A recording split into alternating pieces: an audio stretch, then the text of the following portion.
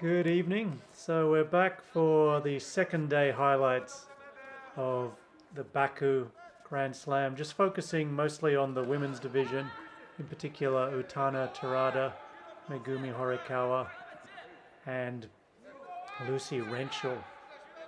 So Terada looked very good. This was her debut in international competition.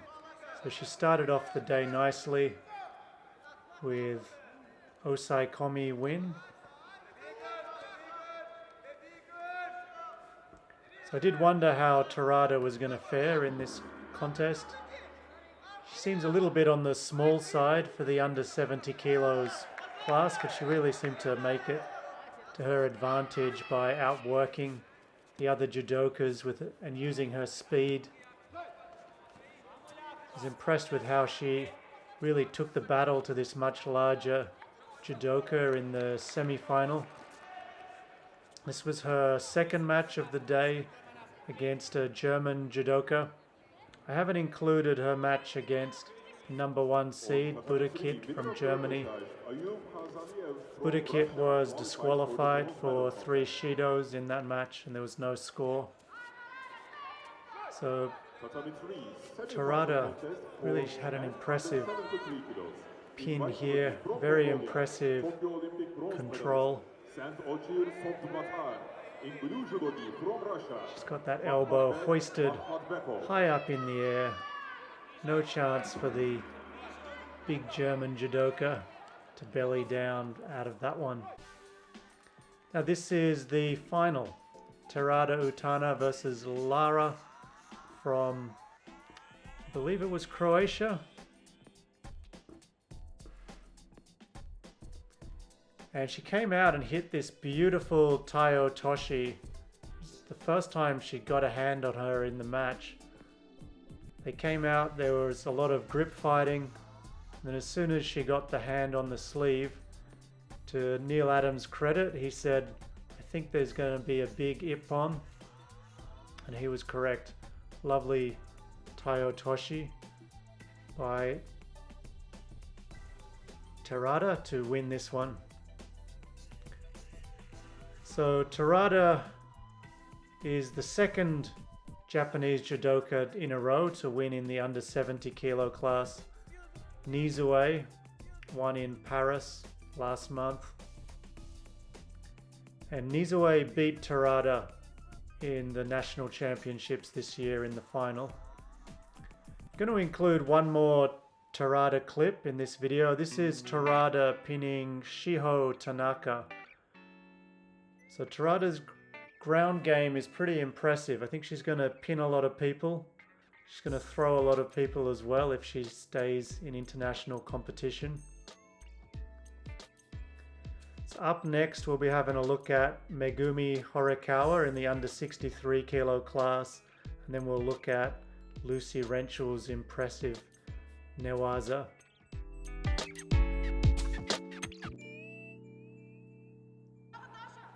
So here's Megumi Horikawa. She showed some nice ashiwaza in her first match. I was a little bit surprised that Mate got called here. She came back to finish it off with a nice ippon. Thought she was going to throw in another uchimata attempt, but instead she threw in a Taio Toshi, I believe it was, once they popped back to their feet. So she won that one by ippon. And here's the quarterfinal. Lovely Kosotogari attempt. Didn't score, but gave her an opportunity to attack with some newaza. She wasn't able to make the most of it, but she ended up winning by waza-ari. I think it was an Osotogari. Yep. And that scored the waza-ari for the win. Next up we'll have a look at the semi-final. She lost in the semi-final to Bold of Mongolia by waza-ari.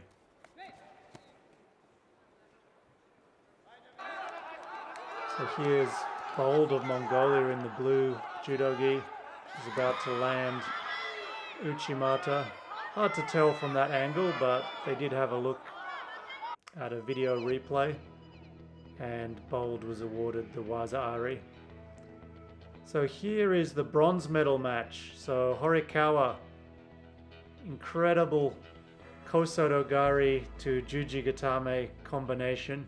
Let's have a look at this from plenty of angles. Lovely Kosoto Gari, driving the opponent's arm behind her back. The opponent has to choose. Do I take the Osai Komi loss, or do I risk a juji-gatame?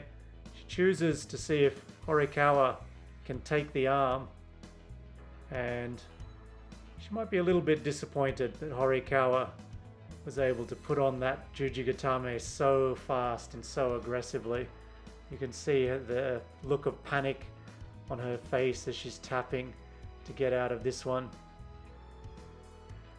Horikawa really had her hips driving high into the elbow. Now we'll have a look at Lucy Renshall in the white judo gi, who really impressed me with her newaza. So this was her quarterfinal matchup.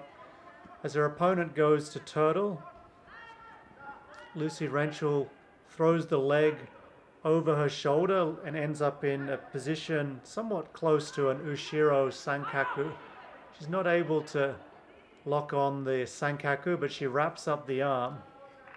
I was really impressed the way she transitioned to an attempted koshi jime or kurieri jime there, and then realizing that she wasn't going to get the choke, she switched back to this ushiro sankaku-like position, and then switched once more to osai komi. She ended up with her opponent's arm trapped under her leg, which made it really difficult for her opponent to completely belly down. So the final was Lucy Renshall of the UK versus Bold, and this is going to look pretty familiar. So we saw a Bold Uchimata earlier, there was a Bold Uchimata again, and we saw Lucy Renshall attack with this ushiro sankaku position. Once again, she's not able to set up the ushiro sankaku, but she switches, ties up the arm with the belt, slides her leg off, moves into osai komi. And this was one really impressive day for Lucy Renshall. So next up, we'll have a look at, I think it's Kelly Petersen Pollard from the UK, who had an impressive win in the under 70 kilo division. So steps over the shoulder, is able to turn her opponent, can't lock in an ushiro sankaku, doesn't have the opportunity to attack with a juji-gatame, instead wraps up the arm, slides herself from out under Bold, and comes up on top to win by osai komi during the golden score of this under 63 kilos final. So Lucy Renshall is going to be back in action at the Abu Dhabi Grand Slam. The Abu Dhabi Grand Slam's shaping up as having a higher level of competition. The French team looks pretty strong for this event.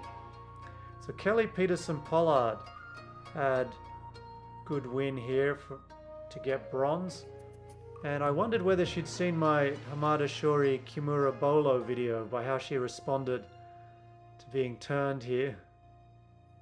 I'll have to watch some Petersen Pollard matches to see whether it's something she's been doing in the past, or whether she might have been watching some of my Hamada Shori videos. The final clip that I'll end this video with is from the women's 78 kilo, no, the women's super heavyweight division from yesterday. There was a newaza win that was really a referee mistake. We'll have a look at it in a moment. So here's match from day 3. The judoka in white is going to submit, but it's not actually okurieri jime, it's wrapped over her mouth.